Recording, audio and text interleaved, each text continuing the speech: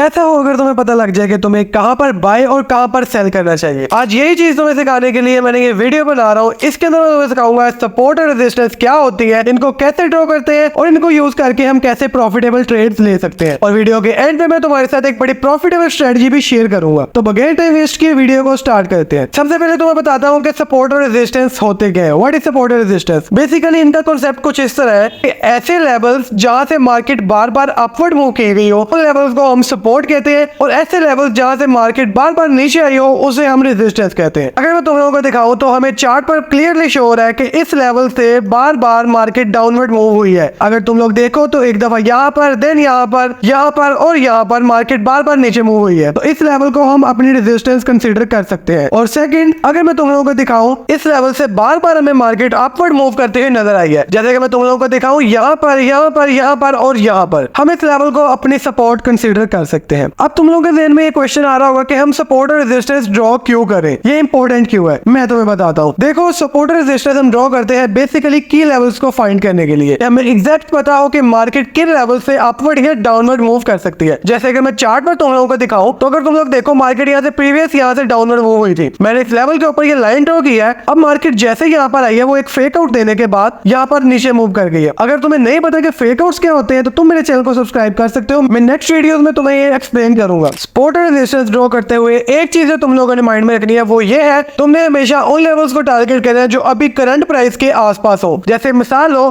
अगर प्राइस इस लेवल पर चल रही है तो मैं कभी भी इस लेवल को टारगेट नहीं करूंगा, क्योंकि इस टाइम से बहुत ज्यादा दूर है और प्राइस को यहाँ पर आने में बहुत ज्यादा टाइम लगेगा और इस दौरान मेरी काफी ज्यादा एंट्रीज भी मिस हो सकती है। और अगर तुम लोग देखो तो प्राइस यहाँ पर आई भी नहीं है, यहाँ से अपवर्ड मूव कर चुकी हुई है। ठीक है, तो यहाँ पर अगर मैंने सपोर्ट रेजिस्टेंस ड्रॉ करनी हुई तो मैं ड्रॉ करूंगा इस लेवल को अपनी रेजिस्टेंस और इस लेवल को अपनी सपोर्ट। एक कॉमन मिस्टेक जो बहुत ज्यादा ट्रेडर करते हैं वो अपने चार्ट पर बहुत ज्यादा लाइन ड्रॉ कर लेते हैं। अगर तुम लोग देखो तो कुछ इस तरह। अब इस चार्ट के ऊपर तुम क्या ही ट्रेड कर सकते हो भाई, तुम्हें कुछ पता नहीं लगेगा कि मार्केट कर क्या रही है, उसकी डायरेक्शन क्या है, तुम्हें कहां पे ट्रेड करना चाहिए, तुम्हें किसी चीज का कोई भी आइडिया नहीं होगा। इसलिए कोशिश करनी है कि तुम सिर्फ उन लेवल्स को टारगेट करो जो तुम्हारी करंट प्राइस के आसपास हो। जो लेवल्स तुम्हारी एक्स की तरह तुमसे दूर हो चुके हैं तुमने उनको कभी भी ट्रेड नहीं करना। सपोर्ट रेजिस्टेंस ड्रॉ करने के तुम्हें कुछ सीक्रेट रूल बताता हूँ। नंबर 1 है मल्टीपल रिजेक्शन। तुमने हमेशा उस लेवल को कंसीडर करना है जिस लेवल से तुम्हें मल्टीपल रिजेक्शंस मिली हो।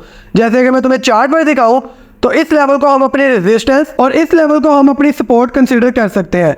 अगर तुम लोग नोटिस करो तो हमें यहाँ पर मल्टीपल रिजेक्शंस देखने को मिल रही हैं। अगर रेजिस्टेंस में देखें तो ये देखो यहाँ पर भी रिजेक्शन, यहाँ पर भी और इस लेवल पर भी रिजेक्शंस, और उसी तरह सपोर्ट में भी यहाँ पर भी हमें सपोर्ट यहाँ पर और यहाँ पर। तुमने हमेशा उन लेवल्स को कंसीडर करना है जहाँ पर तुम्हें मल्टीपल रिजेक्शंस मिले। जितनी ज्यादा रिजेक्शंस होंगी हम उस लेवल को उतना ज्यादा स्ट्रॉन्ग कंसीडर कर सकते हैं। नंबर 2 है कि प्राइस को उस लेवल से सिग्निफिकेंट मूव शो कराना चाहिए। जैसे कि मैं तुम्हें इसी एग्जाम्पल में दिखाऊं तो इस लेवल पे हमारी ये जो रेजिस्टेंस है यहाँ पर प्राइस ने हमें बहुत ज्यादा सिग्निफिकेंट मूव दिखाया। अगर तुम लोग देखो तो यहाँ से प्राइस बहुत ज्यादा अग्रेसिवली डाउनवर्ड मूव हुई है, तो इस लेवल को हम एक ऑथेंटिक रेजिस्टेंस कंसीडर कर सकते हैं। नेक्स्ट रूल है तुमने कभी भी सपोर्ट और रेजिस्टेंस को एक लाइन कंसीडर नहीं करना, तुमने हमेशा उन्हें एज अ जोन कंसीडर करना है। जैसे कि मैं तुम्हें दिखाऊं यहाँ पर ये रेजिस्टेंस जोन कंसीडर कर सकते हो और इस लेवल को तुम अपनी सपोर्ट जोन कंसीडर कर सकते हो। अब अगर तुम लोग नोटिस करो तो अगर मैं इन लेवल्स को जस्ट एक लाइन कंसीडर करता तो यहाँ पर मेरी काफी ज्यादा एंट्रीज मिस हो जानी थी। इस लेवल की एंट्री मिस हो जानी थी मेरी, और मेरी अगर मैं इस लेवल को जस्ट लाइन कंसीडर करता यहाँ पर यहाँ पर तो मेरी ये वाली सारी एंट्रीज मिस हो जानी थी। यहाँ पे स्कैल्प्स मिस होनी थी और यहाँ पर एक अच्छा खासा इंट्राडे सेटअप मेरा मिस हो जाना था, मींस मेरा काफी ज्यादा प्रॉफिट मिस हो जाना था। तो तुमने हमेशा सपोर्ट और रेजिस्टेंस को एज अ जोन कंसीडर करना है, इनको कभी भी तुमने सिंगल लाइन कंसीडर नहीं करना। बहुत ज्यादा नए ट्रेडर जो इनको सिर्फ लाइन कंसीडर करते हैं और अपनी काफी ज्यादा एंट्रीज को मिस कर जाते हैं। नेक्स्ट रूल है level can be both support and resistance. एक लेवल सपोर्ट भी हो सकता है और रेजिस्टेंस भी हो सकता है। अगर मैं लाइव चार्ट के ऊपर तुम्हें इसकी एग्जांपल दिखाऊं तो यहाँ पर एक लेवल हमारे पास बन रहा है जो कि हमारे लिए एज अ सपोर्ट और रेजिस्टेंस दोनों काम कर रहा है। अगर तुम लोग यहाँ पर देखो, यहाँ पर उसने एज अ सपोर्ट वर्क किया, यहाँ पर भी सपोर्ट वर्क किया, यहाँ पर एज अ रेजिस्टेंस वर्क किया, अगेन यहाँ पर भी रेजिस्टेंस वर्क किया, यहाँ पर एज अ सपोर्ट मूव हुआ और प्राइस को यहाँ पे अपवर्ड मूव करवाया। अब अगर मैं इसको एक्सटेंड करूं तो तुम लोग देखो यहाँ पर भी उसने एज अ सपोर्ट ही वर्क किया, क्योंकि प्राइस उससे ऊपर मूव कर रही है। वो जैसे इस लेवल पर आया यहाँ पर उसने अपवर्ड मूव कर दिया। अब एक चीज तुमने हमेशा याद रखनी है कि सपोर्ट लेवल्स के ऊपर बायर्स का प्रेशर होता है और रेजिस्टेंस लेवल के ऊपर सेलर का प्रेशर होता है। जितने ज्यादा बायर्स होंगे उतनी ज्यादा प्राइस अपवर्ड मूव करेगी और जितने ज्यादा सेलर्स होंगे उतनी ज्यादा प्राइस डाउनवर्ड मूव होगी। अब तुमने ये सीख लिया है कि सपोर्ट और रेजिस्टेंस क्या होती है, इनको ड्रॉ करने के रूल्स क्या होते हैं और इनको ड्रॉ करने के सीक्रेट्स क्या होते हैं। अब मैं तुम्हारे साथ शेयर करता हूँ एक बहुत प्रॉफिटेबल ट्रेडिंग स्ट्रेटजी जो तुम सपोर्ट और रेजिस्टेंस को यूज करते हो अपने ट्रेडिंग कैरियर में यूज कर सकते हो। ये स्ट्रेटजी तुम्हें बहुत अच्छा प्रॉफिट भी दे सकती है। इसके लिए सबसे पहले तुमने इंडिकेटर्स में आके EMA का इंडिकेटर सर्च करना है। यहाँ पर तुम EMA लिखोगे, एक्सपोनेंशियल मूविंग एवरेज, यहाँ पर तुम्हें आ जाएगा मूविंग एवरेज एक्सपोनेंशियल। तुमने इस इंडिकेटर को अपने चार्ट में ऐड कर लेना और इसकी सेटिंग्स में आकर तुमने 8 डेज की मूविंग एवरेज डाल देनी है। अब इस स्ट्रेटजी के रूल्स बताता हूँ। सबसे पहला रूल है कि प्राइस को अपने किसी की लेवल पर होना चाहिए, वो अपने सपोर्ट या रेजिस्टेंस के ऊपर होनी चाहिए। जैसे कि यहाँ पर अगर मैं तुम लोगों को दिखाऊं, प्राइस अपने इस सपोर्ट लेवल के ऊपर है, या इस एग्जाम्पल की अगर बात करें तो प्राइस अपने इस सपोर्ट लेवल के ऊपर है यहाँ पर, ठीक है। अब मैंने देखना है कि प्राइस अपने इस लेवल के ऊपर है, मैं इसके अंदर कॉन्फ्लुएंस फाइंड करूंगा। नंबर 1 कॉन्फ्लुएंस मेरा है इसके अंदर एक बुलिश एंगल्फिंग कैंडल।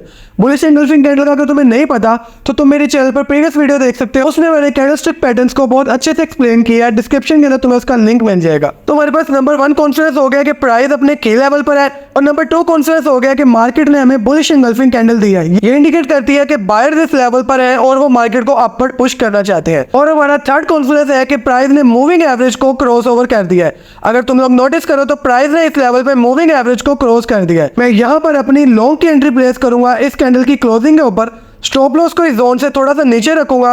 और अगर तुम लोग मुझे प्रीवियस वीडियो से फॉलो कर रहे हो, तुम लोगों ने मेरा अगर दूसरे चैनल पे सब्सक्राइब किया हुआ है तो तुम लोग को पता होगा कि मैं नेक्स्ट की लेवल को टारगेट करता हूँ, जो कि बन रहा है ये वाला। अगर मैं तुम लोग को ड्रॉ करके दिखाऊँ तो कुछ इस तरह से ये हमारा नेक्स्ट रेजिस्टेंस जोन बन रहा है।